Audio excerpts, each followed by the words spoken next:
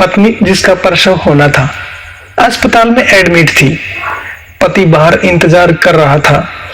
प्रसव हो चुका था। पति अपनी पत्नी के पास जाता है और पूछता है, लड़की हुई है ना? क्योंकि पहले से ही 2 लड़कियां हो चुकी थी, इसलिए पति के मन में बेटा होने की चाहत थी।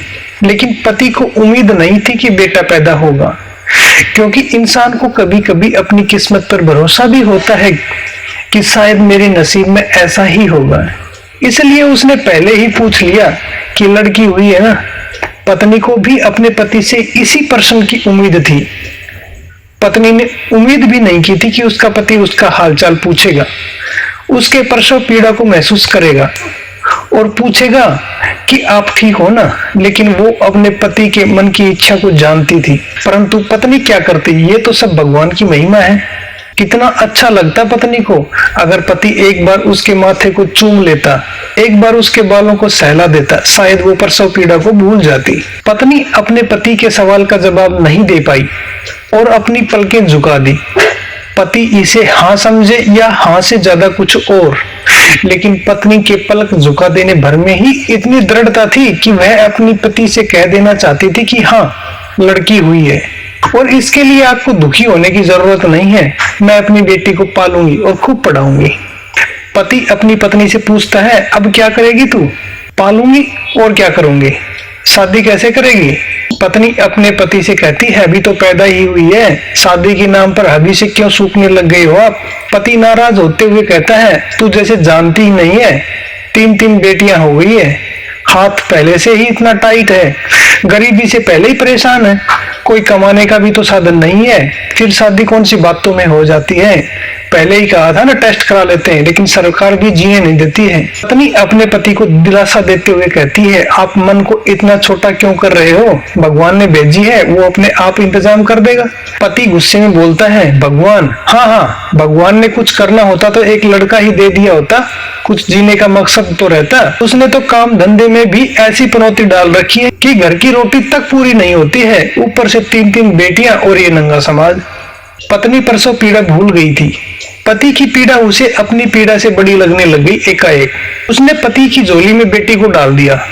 कंधे पर हाथ रख रूंधे गले से पति से नजरें मिलाते हुए बोली, गला घोट देते हैं, अभी किसी को पता भी नहीं है कि जिंदा है या मरी हुई है, दाई से मैं निपट लूंगी।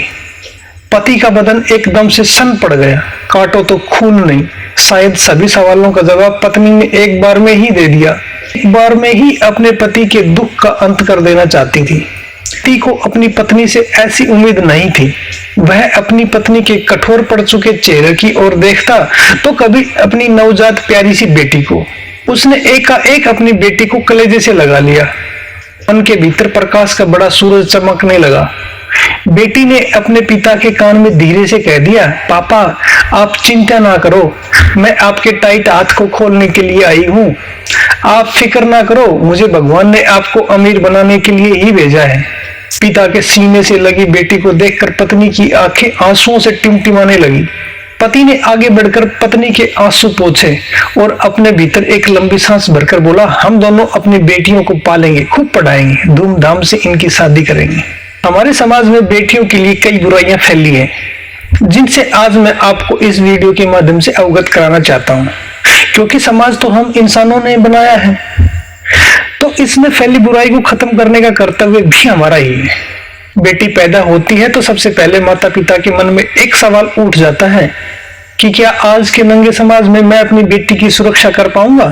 क्योंकि आज इंसान नहीं रह गया है, इंसान के रूप में दानव बन चुका है। छोटी छोटी बच्चियों के साथ बलात्कार कर उनकी हत्या कर देता है, केवल अपनी हवस मिटाने के लिए। क्या हमारा दिल नहीं कांपता है ऐसी खबर को पढ़कर? इसलिए हम अपनी औलादों को ये संस्कार तो दे ही सकते हैं कि हर लड़की हर औरत की इज्जत करे, सम्मान करे। अगर ऐसा होता है तो शायद एक पिता के मन में अपनी बेटी की सुरक्षा की चिंता कम होगी, क्योंकि एक पिता बड़े लाड प्यार से पालता है अपनी बेटी को। दूसरी बुराई है बेटी की शादी के लिए दहेज, क्योंकि आप सभी जानते हैं हर माता पिता की इच्छा रहती है कि उसकी बेटी की शादी अच्छे परिवार में हो, ताकि उसकी बेटी जीवन भर खुश रहे। ऐसा हर माँ बाप सोचता है।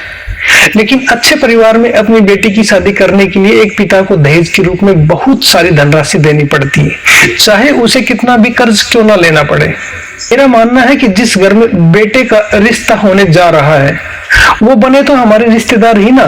फिर हमारे रिश्तेदार अगर कर्ज में डूबे तो क्या आपको ऐसा अच्छा लगेगा? इसलिए मेरा मानना है कि बेटे की शादी दहेज मुक्त होनी चाहिए, ताकि बेटी की शादी के लिए एक पिता को किसी से कर्ज ना लेना पड़े, उस पर जरा सा भी बोझ ना पड़े। एक बेटा अपने माता पिता का तब तक साथ देता है जब तक उसकी शादी नहीं हो जाती है, लेकिन एक बेटी अपने माता पिता का तब तक साथ देती है जब तक उसकी सांसें चलती है। इसलिए बेटियों की अच्छे से परवरिश करना, क्योंकि माता पिता को औलाद का सच्चा सुख तो बेटियां ही देती हैं। वीडियो कैसी लगी कमेंट कर अपना विचार जरूर बताना। वीडियो अच्छी लगी है तो वीडियो को लाइक और अपने दोस्तों में शेयर ज्यादा से ज्यादा करना। वीडियो देखने के लिए आप सभी का दिल से धन्यवाद। जय हिंद।